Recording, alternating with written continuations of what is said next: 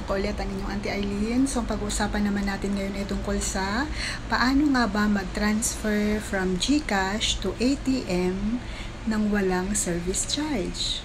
Wow! Ang galing sumayaw at ang ganda. Ganyan ang mga dugong Pilipino. So yun guys, di ba alam naman natin na pagkagaling GCash papuntang bank, kahit any amount na i-transfer natin is may service charge na 15 pesos. So ngayon, medyo sayang din, di ba? So ituturo ko sa inyo kung paano kayo mag-transfer via GCash papuntang bangko nang walang service charge. Ang kailangan nyo lang po is i-download nyo itong apps na CIMB Bank PH. Ayan, sa Play Store nyo or sa App Store nyo. Tapos po, pag na-download nyo na yan, i-connect nyo yung GSave. So, log in by GSave. Pero guys ha, dapat may, may GCash kayo at saka may laman yung GCash nyo, of course. Kasi kung i-connect nyo yan, ilalog in nyo lang yung, huwag kayo mag-sign up. I-log in nyo automatic, may makikita kayo dong GSave, login. I-log in nyo, guys, yung GSave na yun. I-log in nyo dyan sa bank na yan. Tapos yun na, may mga sasagutan lang kayo ng konting info, tapos i-connect nyo lang siya. So yun, mag-automatic na yun na nakakonect sa ating GCash.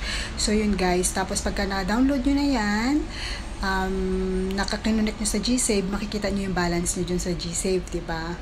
Tapos pupunta naman na kayo sa GCash. So yun guys, pag nasa GCash na kayo, makikita nyo, hanapin nyo itong GSave. Ayan. So, pag nahanap nyo na yung GSave na yan, sa home lang yan ng GCash guys ha. I-click nyo yan guys. Pag na-click nyo na yan, makikita lalabas yung mga bank. At click nyo yung CIMB Bank PH kasi yan. So, i-click nyo yan. Then, pag na-click nyo na yan guys, lalabas to. So, pagka lumabas yan, i-click nyo lang yung deposit.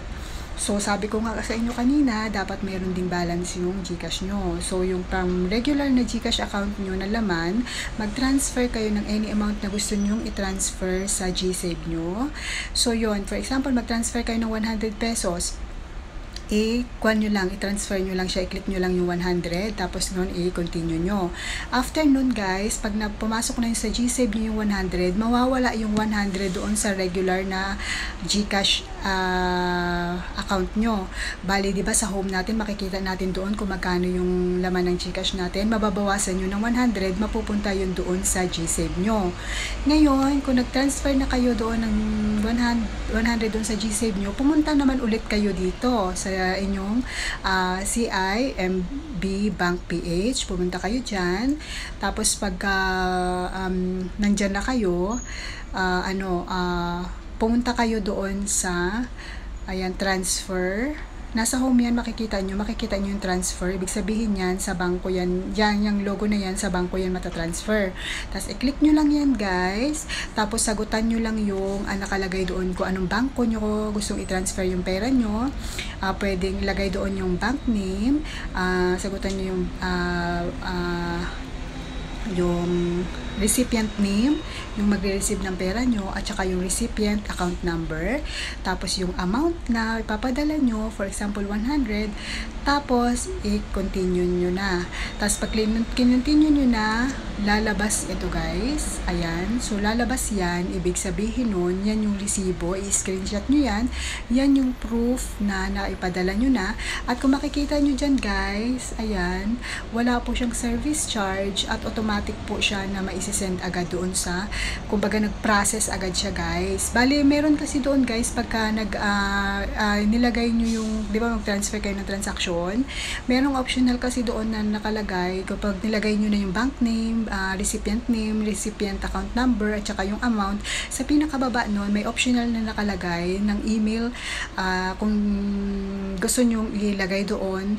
Ako guys, nilagay ko yung email ko para doon din i-send yung parang transaction ni CIMB Bank para maano nila sa atin, may forward doon, magkaroon pa tayo ng isa pang copy ng transaction natin. Every transaction na nangyayari sa bangko na yan, naka-forward doon sa ating email, ma-receive natin. So yun guys, pwede natin i-check doon kung talagang na-process yung ating pag-transfer ng pera. Ngayon guys, ayun, so makikita nyo yan na kung medyo nag-alangan kayo, hindi nyo agad na screenshot na wala sa isip nyo, pwede kayong bumalik doon sa home. Diyan sa pinakababa may makikita kayong home dyan. Tapos pag naklik nyo na yung home, makikita nyo yung transaction history. I-click nyo lang yan guys. Makikita nyo dyan yung lahat ng transaction nyo. Pag click nyo yung transaction na halimbawa 100 pesos, makikita nyo yun doon yung pinaka-resibo, pwede nyo siyang screenshot. Ayun, so ganun lang siya kadali.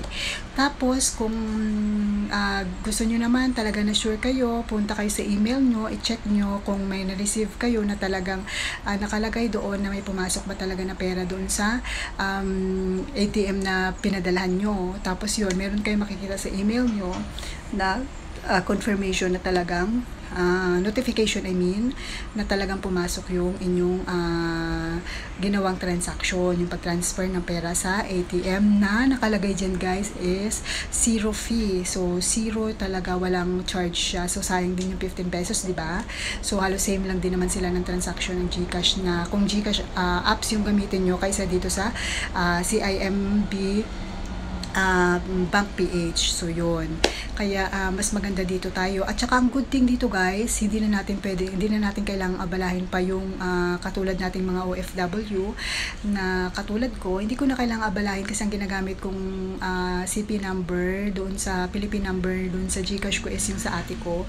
So hindi ko na problemahin yung ate ko pa na istorbohin na sabihin ko sa kanya na ate, pwede bang pa-forward sa akin ng OTP kasi magta-transfer ako sa bank. Kasi nga from GCash to bank is bago ka mag-proceed ng transaction mo, kailangan mo munang ilagay doon yung OTP na may send doon sa number na ginamit mo, yung sa Philippine number.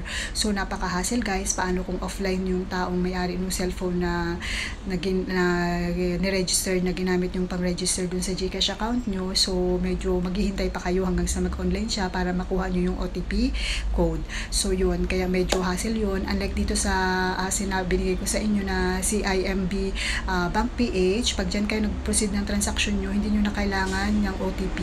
So kasi yan ay bangko yan. Actually yan ay virtual bank or sa online siya, pero pwede naman kayo mag-request ng pinaka-physical card niya, pwede din. Bali, yun gagawin ko na lang pag nasa Pinas ako. Pero so far kasi nandito naman ako sa ibang bansa, so sino naman mag-receive nun if ever, di ba? So yun, bali siguro pinag-iisipan ko. Tapos kung medyo naninibago kayo dyan guys, anuhin nyo lang, laruin nyo lang yung yung apps, yung apps ng yung online banking na yan. Pwede nyo kasi, pwede nyo kasi makita dyan yung kung ano yung bank name, tapos yung parang physical card na rin, makikita yun dyan. So yun sa virtual card.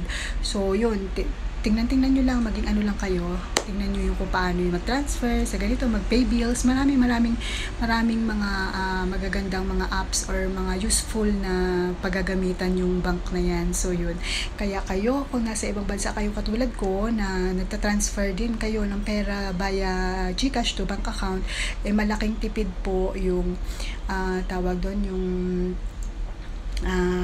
magagawa natin. Kasi katulad niyan, kasi nung nakarang araw, trinay ko doon mag-transfer doon sa anak ko ng 100 lang.